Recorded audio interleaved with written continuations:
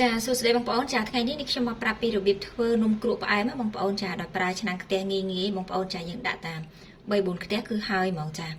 ហើយនេះខ្ញុំមានម្សៅកកខ្សែនេះចំនួន200ក្រាមចាខ្ទិះដូង500មីលីលីត្រចាស្មើនឹងកន្លះលីត្រអំបិលកន្លះស្លាបព្រាកាហ្វេចាអញ្ចឹងនេះខ្ញុំប្រាប់ពីក្នុងការលាយម្សៅមុនណាបងប្អូនចាអញ្ចឹងបន្តមកទៀតនេះខ្ញុំចាប់ផ្ដើមលាយម្សៅចាបន្តមកនេះខ្ញុំចាក់អំបិលចូលចារួចហើយយើងចាក់ខ្ទិះដូងចូលពាក់កណ្ដាលសិនណាបងប្អូនចាបន្តមកយើងកូរលាយម្សៅនឹងជាមួយខ្ទិះដូងឲ្យចូលគ្នាសិនចាបន្តមកយើងបន្តចាក់ខ្ទិះដូងបន្តិចម្ដង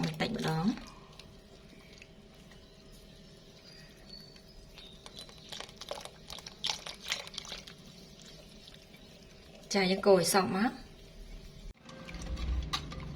ចាអញ្ចឹងនេះខ្ញុំកូរចូលគ្នាសព្វហើយចា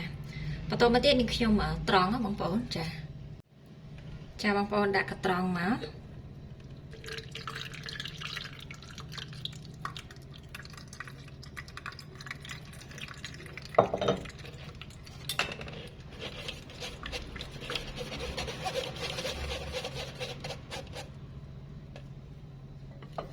ចាបន្តមកយើងទុកមកកន្លែងសិនណាបងប្អូនចា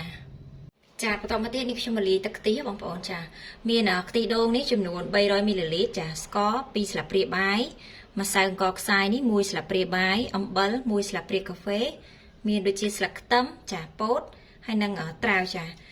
អត់ទាន់ឆ្អិនទេបងប្អូនចាសម្រាប់ត្រាវហើយនឹងពោតហ្នឹងគឺបន្តិចទៀតនេះខ្ញុំនឹងយកទៅដាក់ចំហុយចាអញ្ចឹងបន្តមកនេះខ្ញុំចាប់ផ្ដើមលាយទឹកខ្ទិះសិនណាចាអញ្ចឹងនេះខ្ញុំចាប់ផ្ដើមដាក់ស្ករចូល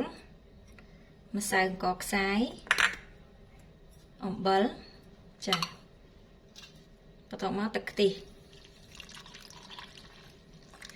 នេះគឺទឹកខ្ទិះពូដល់បងប្អូនចាបន្តមកយើងកូរឲ្យសព្វមក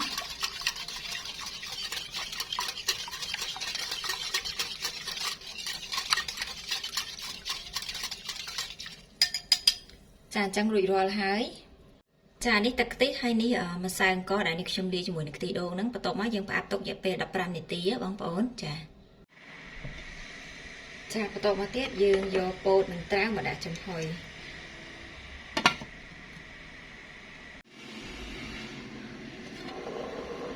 ចាបងប្អូនឥឡូវនេះឆ្អិនហើយចា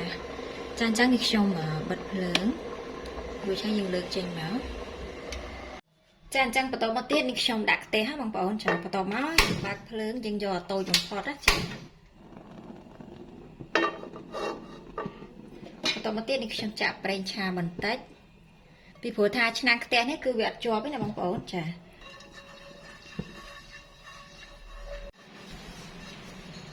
យើងលាបឲ្យសព្វអញ្ចឹងណាបន្តមកទៀតនេះខ្ញុំចាក់ម្សៅដែលនេះខ្ញុំ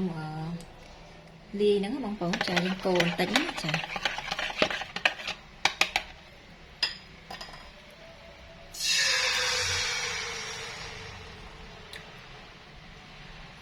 សម្រាប់នំនេះបើសិនជាបងប្អូនមានខ្ទះតូចជាងនឹងទៀតក៏បានដែរនិយាយទៅអាស្រ័យទៅលើបងប្អូនមានណាបងប្អូនចាបន្ទាប់ពីយើងដាក់ម្សៅហើយចានេះទឹកខ្ទិះហ៎បងប្អូនចាអញ្ចឹងនេះខ្ញុំដួសទឹកខ្ទិះដាក់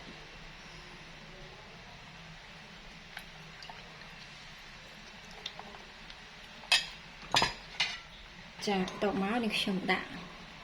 ត្រាវហើយនឹងពោតបងប្អូនចង់ដាក់លាយចូលគ្នាក៏បានឬក៏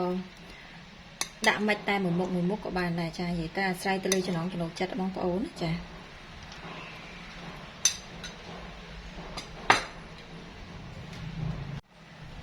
បន្តមកនេះខ្ញុំបិទគម្រប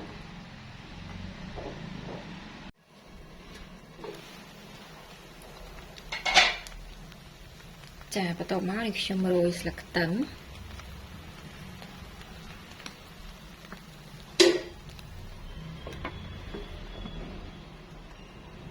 យើងគ្របបន្តទៀតណាបងប្អូនចា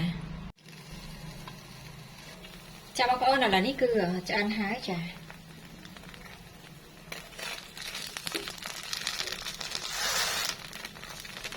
អញ្ចឹងនេះខ្ញុំលើកចេញអញ្ចឹងបងប្អូនដាក់ចានមកនេះបងប្អូនគឺងាយមែនតើចានេះ ចានេះគឺរួចរាល់ហើយបងប្អូនចានំគ្រក់ផ្អែមចានេះ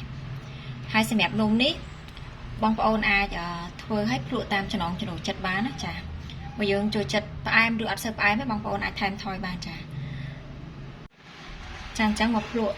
ជាមួយនាងខ្ញុំចានេះខ្ញុំគ្រូផ្អែមបងប្អូនចានេះ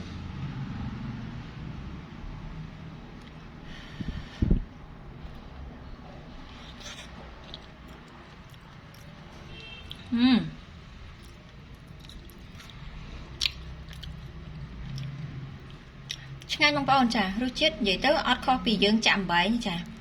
ឆ្ងាញ់ដូចគ្នាគ្រាន់តែយើងប្រើខ្ទះចា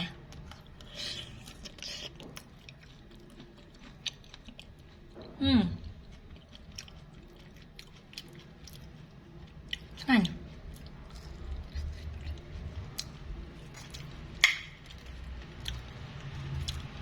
និយាយទៅមួយយ៉ាងម្នាក់បងប្អូនចានេះសបកវាខាងក្រោមគឺវាស្រួយបងប្អូនចាអ្នកឃើញទេ